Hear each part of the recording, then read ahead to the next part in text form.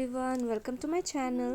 আজি মই গৈ আছো আমাৰ কলেজৰ প্ৰি ক্ৰিসমাস সেলিব্ৰেশনলৈ। মোৰ ফালৰ পৰা মই এই গিফটটো ৰেডি কৰিছো, নাজানো কোনেবা পাব। আজিৰ দিনটোতে এটা ডাঙৰ পিম্পল ওলাই গল চাওকচোন। পিছে মই ৰেডি হলো, ৰেডি হৈ কিনে এতিয়া ওলালো। মোৰ ফালৰ পৰা দিবলগীয়া উপহাৰটো মই ললো আৰু কলেজলৈ বুলি ৰাওনা হলো।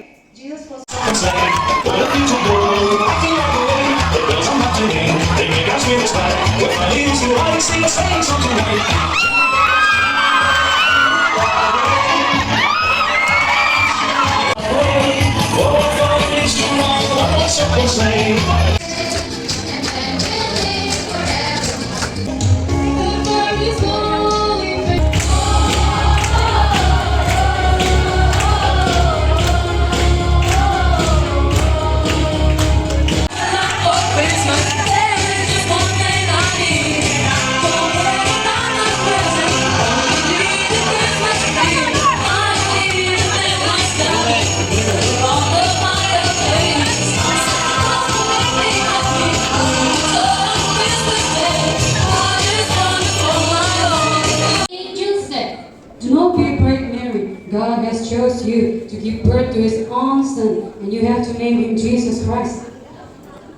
I'm a virgin. How can I be pregnant? The Holy Spirit will rest upon you. Do not worry. God has chosen you, and He will save the people from their. নাটক আৰু নাচ গানৰ পিছত এয়া কেক কাটিঙৰ প্ৰগ্ৰামটো হ'ব। Christmas হয় যিহেতু গিফ্ট এক্সচেঞ্জটো হ'বই। পিছে ময়ো নাম দিছিলোঁ গিফ্ট এক্সচেঞ্জত। মই কি লৈ আহিছিলোঁ আৰু মই কি পাইছোঁ সেইটো আপোনালোকক আন এটা ভিডিঅ'ত জনাম, আৰু এই ভিডিঅ'টোৰ শেষৰ ফালে আপোনালোকক জনাই আছোঁ।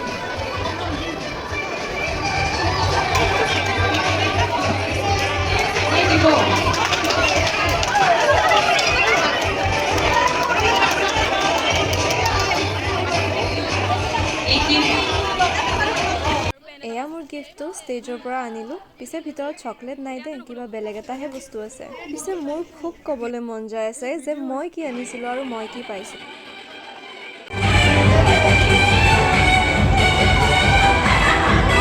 এয়া আমাৰ পেকেট লাঞ্চ, কেক, পেটিছ আৰু এটা বেলেগ ধৰণৰ কেক আছে ভিতৰত, আৰু লগতে ফ্ৰুটিৰ বটল এটা।